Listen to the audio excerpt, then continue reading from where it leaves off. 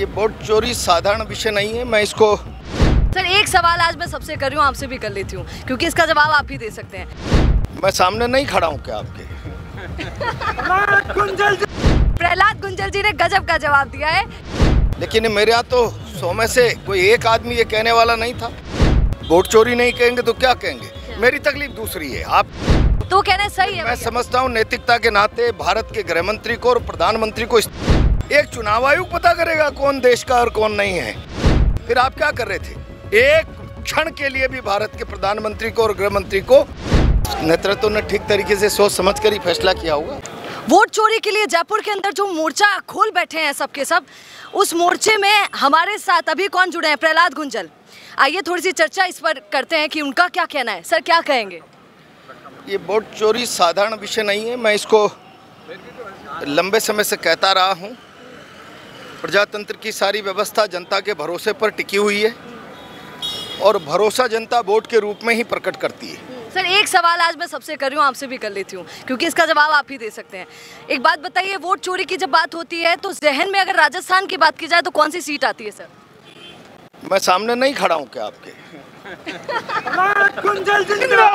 सुनिए माफ कीजिए, सुनिए एक बार।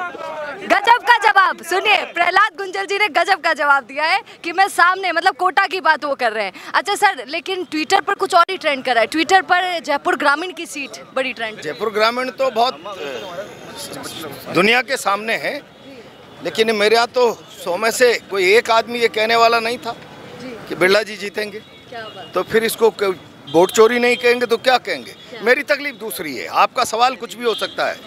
मेरी तकलीफ है कि वोट भरोसा है और भरोसे पर भी अगर चोरी का डाका डाला जाना लगा तो प्रजातंत्र बचेगा कहाँ पर? और अगर प्रजातंत्र जनता का भरोसा कब्जाया जाने लगा, बदला जाने लगा सत्ता की ताकत के आधार पर, तो ये तो अधिनायकवाद हो जाएगा। डेमोक्रेसी बचेगी कहाँ? अच्छा सर, लोग ये भी कह रहे हैं कि, और खास करके सत्ता पार्टी जो है, सरकार, वो कह रही है कि भैया अब ईवीएम कहाँ गया? क्या ईवीएम अब ठीक हो गई है? वोट चोरी का जब से मुद्दा शुरू हुआ है तो वो कह रहे हैं कि ईवीएम का मुद्दा बंद कैसे हो गया? क्या नहीं, ईवीएम का मुद्दा तो बंद अभी भी चालू? अभी चालू है।